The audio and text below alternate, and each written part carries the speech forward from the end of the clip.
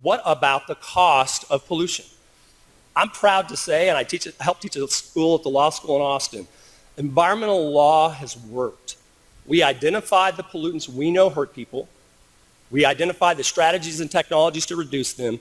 And over the period of the last 30 to 50 years, depending on which pollutant you track, we have systematically taken those externalities and reduced them to be in full compliance with National Ambient Air Quality Standard. The only NAAQS that impacts this country, other than particulate matter in the LA basin, okay, is ozone.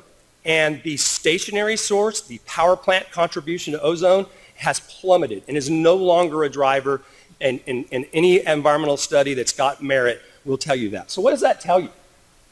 So there's the reductions, and we did it, by the way, when we were massively expanding our economy. The significant thing to say about all of that is that it is absolutely false to keep on claiming benefits of pollution reduction when we drop our ambient levels below what is safe.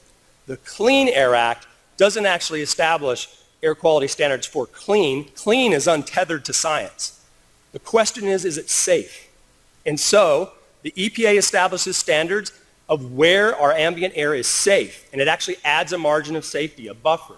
And because we are complying across the board, and in even those instances that we're not, it's not driven by stationary sources, it is false, patently false as a matter of toxicology and law to assign externalities in terms of benefits for when you prematurely retire coal. And that is particularly true and very troubling in states like Indiana, who have been proactive and whose ratepayers have actually spent the money to pay for the controls.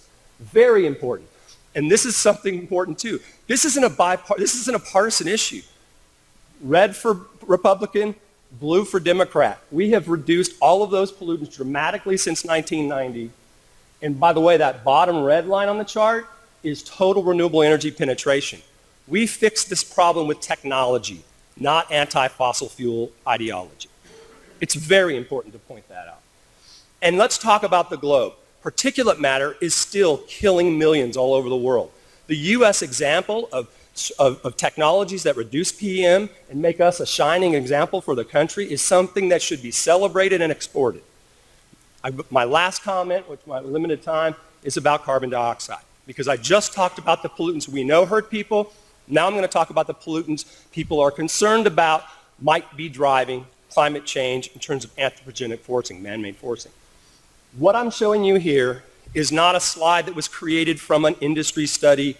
It is taking the IPCC magic model, the model they use to estimate what the actual impacts on global concentrations of CO2 will be in 2050. That's the construct under which most of the agreements are negotiated, certainly Paris and moving forward. You plug in the emissions inventory from EIA in the table, and what you get is you get to decide how much are we really moving the needle with these decisions. And it sounds a little provocative to say the world doesn't need windmills and solar panels in Indiana, but this chart tells you we can zero out the entire coal fleet. Michelle talked about north of 2% is the current day percentage of the CO2 emissions. When you model it for 2050, it's 0.4% of the global pool. Okay?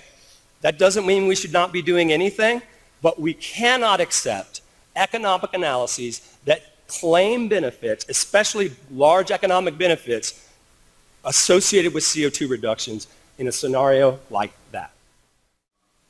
You mentioned that the true costs of renewables are hidden due to the lack of market transparency. I think that applies to a number of generation sources. And for example, if the social cost of carbon was internalized in the generation markets, then the marginal cost of some resources like coal would be doubled or tripled, right? So it's because we have that in mind.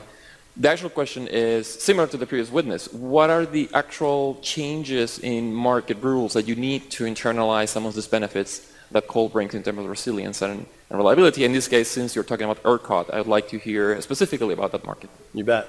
Well, first of all, I absolutely accept the challenge that externalities of all sorts, even CO2, should be factored. Nobody who knows anything about accounting or economics can look at a number like that, 0.4% of the global pool, and tell me that the social cost of carbon calculations that are being imposed on domestic coal reductions are valid. Totally inappropriate calculation, and it's one of the most unjust things that's happening in the public dialogue right now. Those numbers are absolutely inappropriate when you're talking about a highly efficient coal fleet that's already controlled for all the other pollutants. It is not the same thing. Carbon is a global pollutant, but reductions domestically are not the same thing.